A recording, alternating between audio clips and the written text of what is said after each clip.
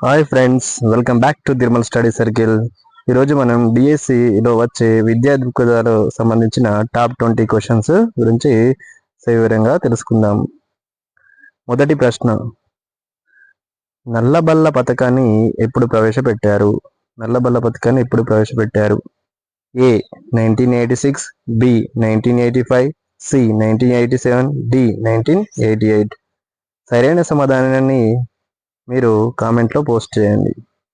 నల్లబల్ల పథకాన్ని ఎప్పుడు ప్రవేశపెట్టారు? ఆన్సర్ వచ్చేసి సి, ఇది 1987.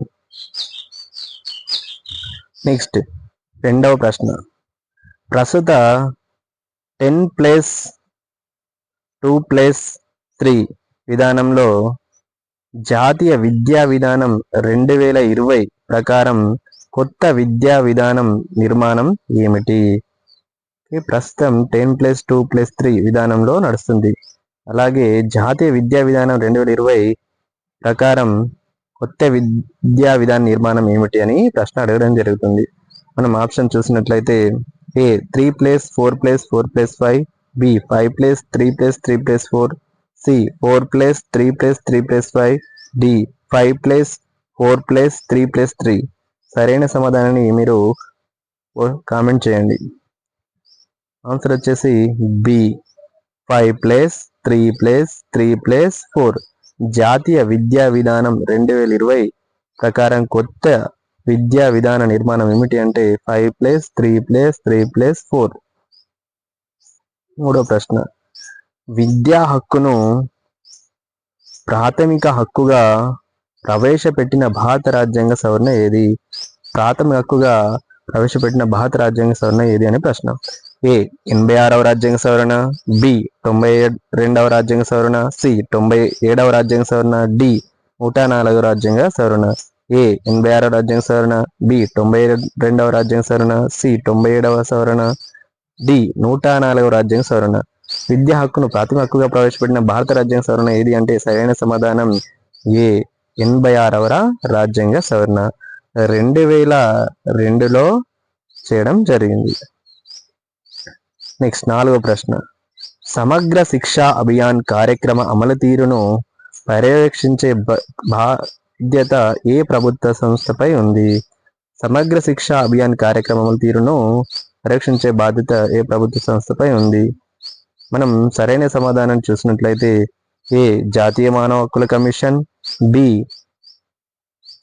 జాతీయ విద్యా పరిశోధన శిక్షణ మండలి, సి జాతీయ ఓపెన్ స్కూల్ విద్యా సంస్థ, డి విద్యా మంత్రిత్వ శాఖ. ఇప్పుడు సమగ్ర శిక్షా అభియాన్ కార్యక్రమ అమలు తీరును పరీక్షించే బాధ్యత ఏ ప్రభుత్వ సంస్థపై ఉంది అంటే సరైన సమాధానం వచ్చేసి డి, ఏంటిది డి విద్యా మంత్రిత్వ శాఖ పైన ఉండడం జరిగింది. నెక్స్ట్ ఐదవ ప్రశ్న,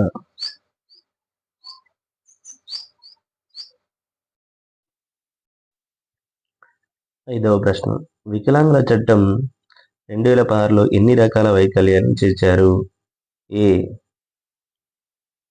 22, బి 21, సి 7, డి 19. సరైన సమాధానం వచ్చేసి బి 2016 వికలాంగుల చట్టం 2016లో ఎన్ని రకాల వైకల్యాలు ఉన్నాయంటే 21 రకాల వైకల్యాలు గుర్తించడం జరిగింది. నెక్స్ట్ ఆరవ ప్రశ్న,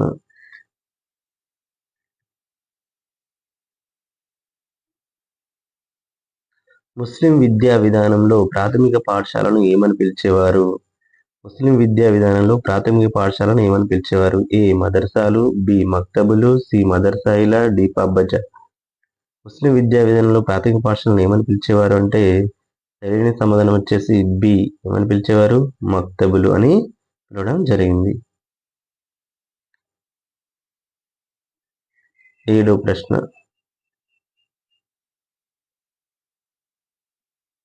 ఈ క్రింది కమిటీలను వరుస క్రమంలో అమర్చండి. ఇటువంటి ప్రశ్న వచ్చినప్పుడు మనకు ఖచ్చితంగా సంవత్సరాలు గుర్తు ఉంటేనే ఈ ప్రశ్నకు సమాధానం చేయగలం. ఫస్ట్ ఈ ఒక కమిటీ యొక్క సంవత్సరాలు రాసుకుందాం. 1929, 1854, 1880 to 1944. ఇందులో ఫస్ట్ వచ్చేది ఏది? బి. బిఎన్లు ఉన్నది, ఇక్కడ ఉంది, ఈడ ఉంది. నెక్స్ట్ ఏమున్నది? డి. డి ఏడు ఉన్నది, సి ఉన్నది, ఇక్కడ డి. అంటే ఆప్షన్ ఆల్రెడీ అర్థమైపోయింది, ఇది మూడోదని. బిడి ఏ 1929, తర్వాత ఏసి రైట్. సరైన సమాధానం ఏంది? మూడవది బిడిఏసి. వుడ్స్ డిస్పాచ్ ఏ సంవత్సరం? 1854. Hunter commission 1882. Attack committee 1929. Sergeant committee 1944. దీన్ని ఒకవైపు కమిటీలు ఇచ్చి ఒకవైపు సంవత్సరం ఇస్తాడు. అప్పుడు కూడా మనము ఈ సంవత్సరాలు గుర్తుంటే ఈజీగా మ్యాచ్ చేయడానికి అవకాశం ఉంటుంది. వరుస క్రమంలో అమర్చమని ఇవ్వచ్చు ప్రశ్న, ఇట్లా కమిటీలు ఇచ్చి సంవత్సరాలు ఇచ్చి జతపరచమని కూడా ఇవ్వచ్చు. 8వ ప్రశ్న, ఆర్టీఈ 2009 ఎప్పటి నుంచి అమల్లోకి వచ్చింది?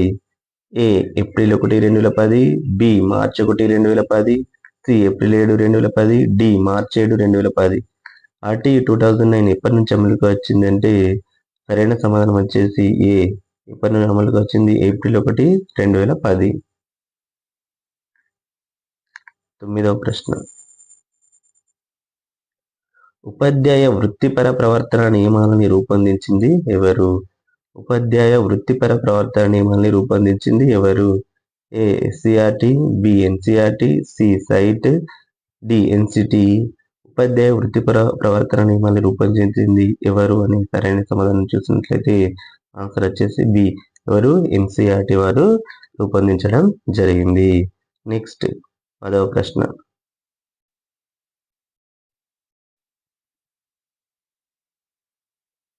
రోజువారీ కార్యక్రమ దిక్సూచి ఏది?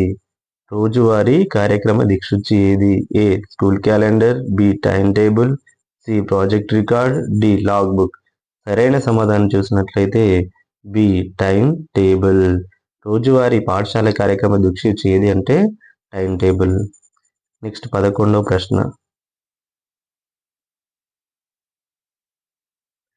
ఎన్సీఆర్టీ జనాభా విద్యపై తొలి ప్రకటన ఎప్పుడు చేసింది? ఎన్సీఆర్టీ జనాభా విద్యపై తొలి ప్రకటన ఎప్పుడు చేసింది? ఏ 1961, బి 1971, సి 1981, డి 1991. ఎన్సీఆర్టీ జనాభా విద్య తొలి ప్రకటన ఏ సంవత్సరంలో చేయడం జరిగిందంటే సరైన సమాధానం వచ్చేసి బి 1971లో చేయడం జరిగింది. నెక్స్ట్ 12వ ప్రశ్న, ఆత్మ సాక్షాత్కారమే విద్య అని అన్నది ఎవరు? ఆత్మ సాక్షాత్కారమే విద్య అని అన్నది ఎవరు? ఏ వివేకానంద, బి గీజుబాయి, సి శంకరాచార్యులు, డి ఉపనిషత్తులు. ఆత్మ సాక్షాత్కారమే విద్య అని అన్నది ఎవరు అనగా సరైన సమాధానం వచ్చేసి సి శంకరాచార్యులు. 13వ ప్రశ్న,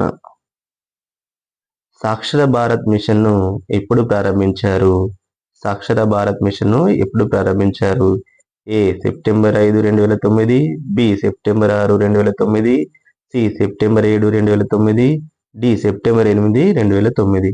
సరైన సమాధానం చూసినట్లయితే సరైన సమాధానం ఆన్సర్ వచ్చేసి డి సెప్టెంబర్ 8, 2009.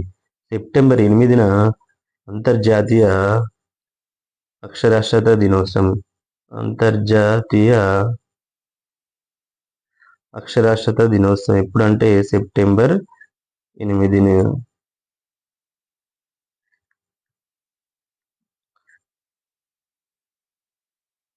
14వ ప్రశ్న, సమాచార హక్కు చట్టం 2000 ప్రకారం గరిష్ట జరిమానా ఎంత విధిస్తారు?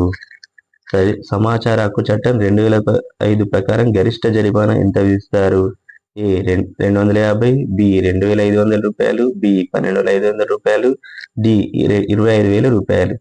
సరైన సమాధానం వచ్చేసి డి ఇంత 25,000 రూపాయలు గరిష్ట జరిమానా విధించడం జరిగింది. మరి కనిష్ట జరిమానా ఎంత అంటే 250 రూపాయలు. 15వ ప్రశ్న, బాల హక్కుల ఒడంబడికై భారత్ ఎప్పుడు సంతకం చేసింది? బాలల హక్కుల ఒడంబడికపై భారత్ ఎప్పుడు సంతకం చేసింది? ఏ 1991, బి 1992, సి 1993, డి 1994. సమాధానం వచ్చేసి బి. ఇప్పుడు 1992లో బాలల హక్కుల ఒడంబడికపై భారత్ సంతకం చేయడం జరిగింది. నెక్స్ట్ 16వ ప్రశ్న. పాఠశాల ఉపాధ్యాయ ఖాళీలు 10% మించరాదు అని తెలిపే ఆర్టికల్ ఏది? ఆర్టీ 2009 ప్రకారం పాఠశాలలో ఉపాధ్యాయ ఖాళీలు 10% మించరాదు అని తెలియజేసే ఆర్టికల్ ఏది? ఏ 23, బి 26, సి 29, డి 32. సరైన సమాధానం వచ్చేసి బి. ఏంటిది? 26 ఆర్టికల్. నెక్స్ట్ వచ్చేసి ఈ క్రింది వానిలో బౌద్ధ విద్యా కేంద్రాలు ఏవి? ఈ క్రింది వానిలో బౌద్ధ విద్యా కేంద్రాలు ఏవి? A Takshashila, B Nalanda, C Udantapuri, D all. ఈ క్రింది వానిలో బౌద్ధ విద్యా కేంద్రాలు ఏవి అంటే తక్షశిల, బి నలంద, సి ఉదంతపురి. సరైన సమాధానం వచ్చేసి డి ఆల్. ఇవన్నీ బౌద్ధ విద్యా కేంద్రాలు. ఇటీవలి కాలంలో నలందలో కొత్త క్యాంపస్ కూడా ప్రారంభించడం జరిగింది. నెక్స్ట్ బ్రిటిష్ ఇండియాలో 18వ ప్రశ్న. మొట్టమొదటిసారిగా బ్రిటిష్ ఇండియాలో విద్యా వ్యాప్తి కొరకు ₹1,00,000 కేటాయించిన చార్టర్ చట్టం ఏది? మొట్టమొదటిసారిగా బ్రిటిష్ ఇండియాలో విద్యా వ్యాప్తి కొరకు ₹1,00,000 కేటాయించిన చార్టర్ చట్టం ఏది? ఏ 1773, బి 1813, సి 1853, డి 1858. సరైన సమాధానం వచ్చేసి బి. 1813 చార్టర్ చట్టం ప్రకారం విద్య కొరకు మొదటిసారిగా ₹1,00,000 కేటాయించడం జరిగింది. 19వ ప్రశ్న.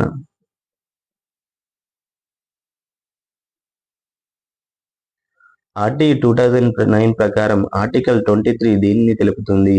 ఏ విద్యార్థి ఉపాధ్యాయుల నిష్పత్తి, బి టీచర్ నియామకానికి అర్హతలు, సి పిల్లలను శారీరకంగా మానసికంగా శిక్షించరాదు, డి అదే తరగతిలో మరల కొనసాగించడం. సరైన సమాధానం వచ్చేసి టీచర్ నియమానికి అర్హతలు. సరైన ఆప్షన్ ఏంటిది? ఆర్టికల్ 23 దేని గురించి తెలియజేస్తుంది? టీచర్ నియమానికి అర్హతలు.